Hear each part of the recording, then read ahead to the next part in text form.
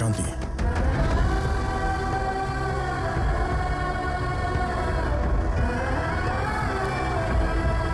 मेरी माँ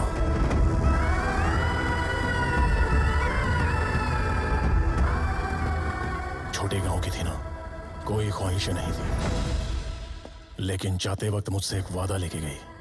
उस वादे के लिए मैं खुदगर्ज भी बनूंगा, कायर भी बनूंगा, खूनी बनूंगा, क्रिमिनल बनूंगा, विलन भी बनूंगा। वो वादा निभाने के लिए ये काफी है या नहीं पता नहीं। उसकी ख्वाहिश ही मेरी जिद है। तुझे यही आदमी क्यों चाहिए था? कौन है ये?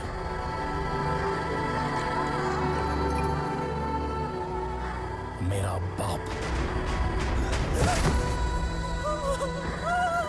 जब तक वो जिंदा थी एक दिन भी उसकी देखभाल नहीं की। अब मरने तक उसकी कब्र की देखभाल तो करें।